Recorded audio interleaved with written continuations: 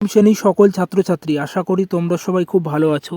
তোমাদের তৃতীয় পর্যায়ক্রমিক পরীক্ষার বা ফাইনাল পরীক্ষার বাংলা বিষয়ের সিলেবাসটি একটু দেখে নাও। প্রশ্নসহ কেমন ধরনের প্রশ্নপত্র আসে একটু দেখে নাও। দেখো, তার আগে তোমাদের 90 নম্বরের পরীক্ষা হবে, তোমরা জানো। সময় থাকবে 3 ঘন্টা 15 মিনিট এবং তোমাদের প্রজেক্ট থেকে 10 নম্বর থাকবে এবং লিখিত পরীক্ষা 90। তাহলে তোমাদের মোট 100 নম্বরের পরীক্ষা হবে। লিখিত পরীক্ষা 90 এবং প্রজেক্ট থেকে থাকবে 10। দেখো, তোমাদের ফাইনাল পরীক্ষা কবে হবে। দেখো, 28 নভেম্বর থেকে 10 ডিসেম্বরের মধ্যে তোমাদের পরীক্ষা হবে, মানে 28 নভেম্বর শুরু হবে এবং 10 ডিসেম্বরের মধ্যে তোমাদের পরীক্ষা শেষ হবে। এবারে তোমাদের বাংলা বিষয়ের সিলেবাসটি একটু দেখো। কবিতা থেকে এবং গদ্য থেকে কি কি অধ্যায় থাকছে দেখো। তোমাদের গদ্য এবং গল্প থেকে 12 নম্বর থাকবে। তার মধ্যে কি কি পড়তে হবে একটু দেখে নাও। দেখো, হিমালয় দর্শন, নিরুদ্দেশ, চন্দ্রনাথ, দাম, রাধারানী, ইলিয়াস, এটি হচ্ছে তোমাদের গল্পের পাঠ। তাহলে গল্প থেকে তোমাদের 12 নম্বর থাকবে। তারপরে দেখো কবিতা বা পদ্যাংশ, কবিতা থেকেও সেম 12 নম্বর থাকবে। যেমন খেয়া, ভাঙা গান, আমরা, আহ্বান, আকাশে সাতটি তারা, কলিঙ্গ দেশের ঝড় বৃষ্টি। এবং পরবর্তী দেখো প্রবন্ধ, প্রবন্ধর মধ্যে থাকছে নবনব সৃষ্টি ও চিঠি। প্রবন্ধ থেকে তোমাদের 12 নম্বর থাকবে বা 12 নম্বর আসবে। এবং তারপরে দেখো নাটক, নাটক থেকে 10 নম্বর থাকবে। নাটকে কি পড়তে হবে দেখো, ধীবর, বৃত্তান্ত এবং তোমাদের যে সহায়ক গ্রন্থ বা প্রফেসর শঙ্কুর ডায়েরি, সেখান থেকে 14 নম্বর থাকবে। তার মধ্যে দেখো কি পড়তে হবে, স্বর্ণপর্ণী, বোমযাত্রীর ডায়েরি, কারভাস। পরবর্তী দেখো তোমাদের ব্যাকরণের পাঠ। দেখো, ব্যাকরণ থেকে তোমাদের 16 নম্বর থাকবে এবং তার সঙ্গে যে প্রবন্ধ আর ভাব সম্প্রসারণ থেকে থাকবে। দেখো, ব্যাকরণের মধ্যে কি কি পড়তে হবে, অব্যয়, ক্রিয়া, ধ্বনি ও ধ্বনি পরিবর্তন, শব্দ গঠন, উপসর্গ ও অনুসর্গ, ধাতু প্রত্যয়, শব্দ ও পদ, বিশেষ্য বিশেষণ, সর্বনাম। এবং তোমাদের প্রবন্ধ রচনা ও ভাব সম্প্রসারণ, ভাব অর্থ এবং সারসংক্ষেপ, এখান থেকে তোমাদের 14 নম্বর থাকবে। আচ্ছা, পরবর্তী দেখো তোমাদের প্রশ্নপত্র কেমন ধরনের আসে ফাইনাল পরীক্ষায়। দেখো, প্রশ্নপত্রটি একটু দেখে নাও। দেখো, শর্ট প্রশ্নপত্র দেখো, যে কোনো 20টির MCQ উত্তর দিতে হবে।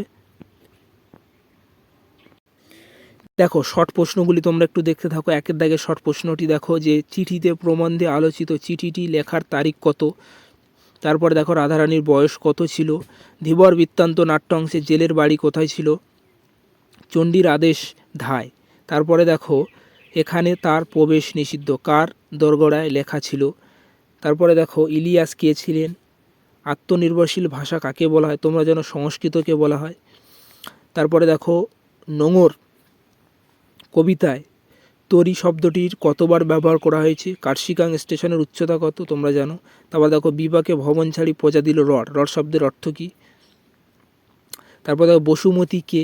খেয়া কবিতা কটি গ্রামের কথা বলা হয়েছে এবং ইলিয়াস কত বছর বয়সে রোজগার করেন। আচ্ছা, পরবর্তী দেখো দিনটা ভারী বিশ্রী কোন গল্পের অংশ, মানে এটি কোন গল্প থেকে নেওয়া হয়েছে। তারপরে মহারাজ এ সংবাদ শুনে খুশি হবেন, বক্তাকে। দেখো অ্যান্সারগুলি সব, উত্তরগুলি অপশানগুলি দেওয়া আছে 4টি। তারপর দেখো সংস্কৃত উপসর্গ সংখ্যা, এগুলি হচ্ছে তোমাদের ব্যাকরণের শর্ট প্রশ্ন। গবাক্ষ সন্ধি বিচ্ছেদ করো।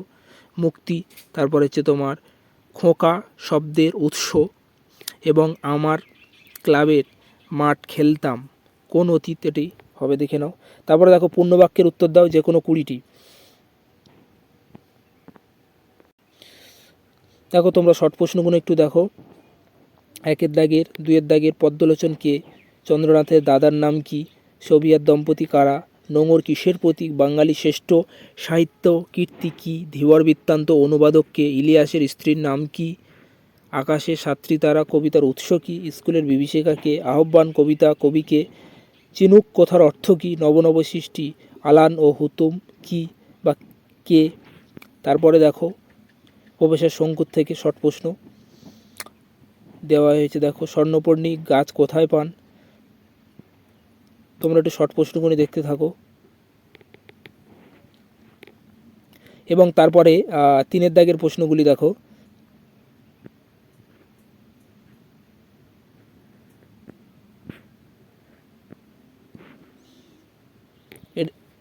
এই টাইপের তোমাদের ফাইনালের প্রশ্নপত্র হয় বা আসে। তারপরে দেখো 4 দাগের প্রশ্নগুলি।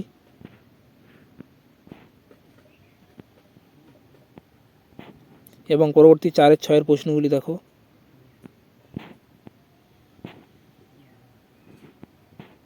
পাঁচের দাগের প্রশ্নগুলি দেখো, কবিতা থেকে দিয়েছে বা এসছে।